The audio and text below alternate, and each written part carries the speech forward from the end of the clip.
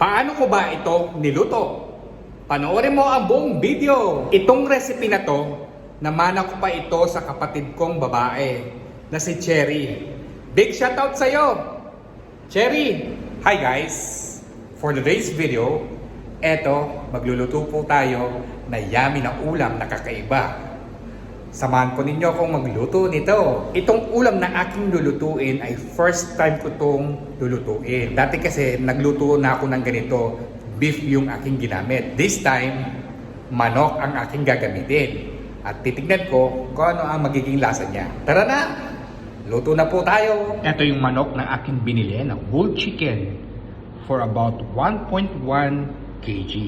Hiwain na natin ha. Naikat at linis na itong manok. Ready na itong pakuluan. Pakuluan natin siya. Lagyan natin ito ng asin. Magagamitin natin sa panggisa. Kapag nakakita kayo ng ganito, na anek-anek, alisin natin ha.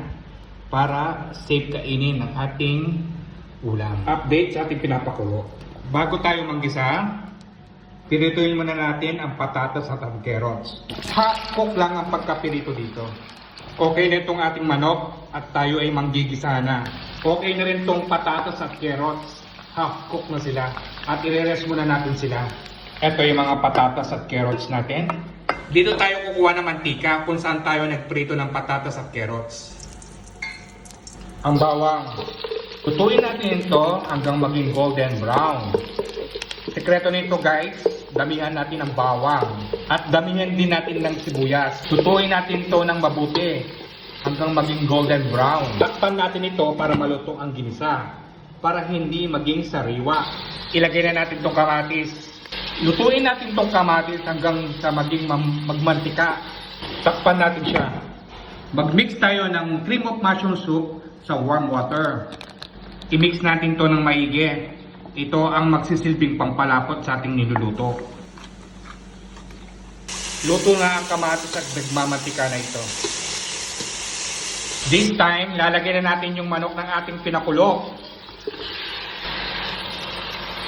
Lutuin natin itong manok sa ginisa. Lagyan natin ito ng asin.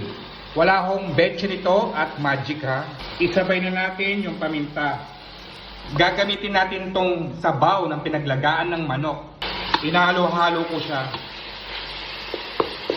Malapit na itong maluto. This time, ilalagay ko na yung sabaw ng pinaglagaan ng manok.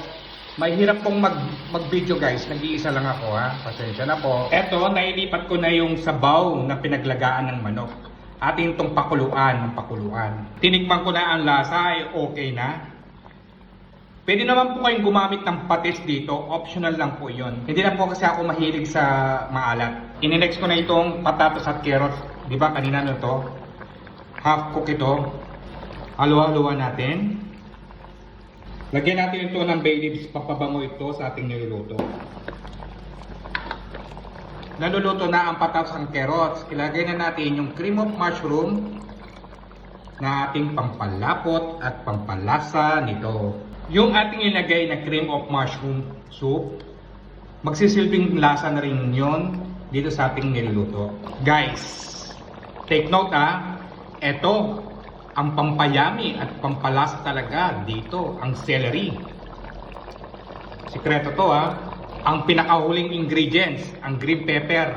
Ating itong halu-haluhin. Lutuin natin ito within 2 minutes lang naman.